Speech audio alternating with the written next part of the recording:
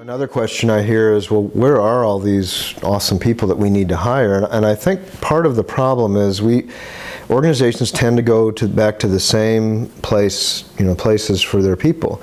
It could be the same schools, it could be the same newspaper they put an ad in, it could be the same website. And I think there's lots of awesome people out there. And think about this, think about whatever sports team you follow.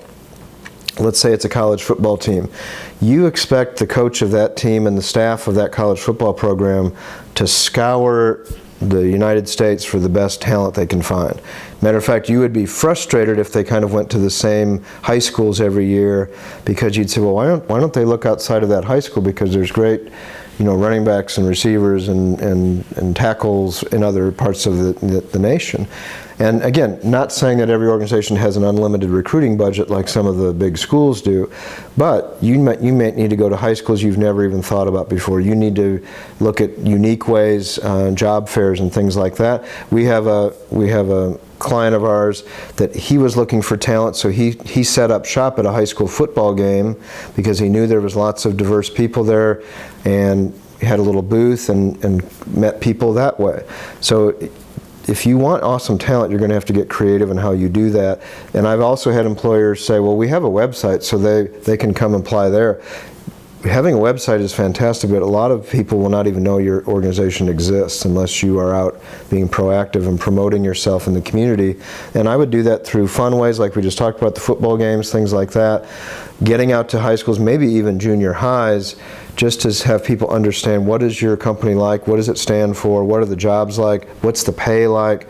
We have clients that are paying $15, $20 an hour for great entry-level jobs, and they're having trouble finding people because I think the general population doesn't even know that those jobs exist. So really broadening your horizons on what type of people you're looking for, where you're finding them, it's a key to finding values-driven, informed, passionate people.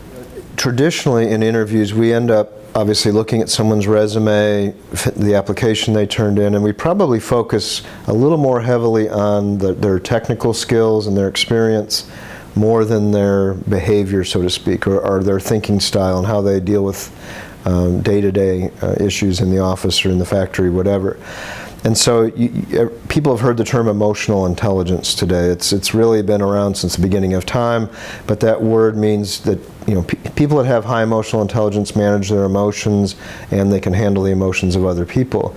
So I would heavily focus on asking questions that would give, that the interviewee can give examples of how he or she would deal with conflict, deal with stress, deal with deadlines, deal with different types of people, because as we all know, the employees that we consider high maintenance in our organization are usually not labeled that way because of their technical skills.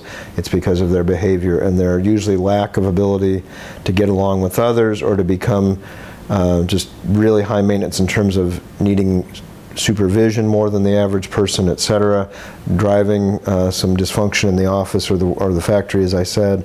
So we want to talk a lot more about asking questions that tie into emotional intelligence and people's behavior and how they think. So in our workshop that we're going to have later this fall about how to hire values-driven, informed, passionate people, we will dig into these topics in much more depth.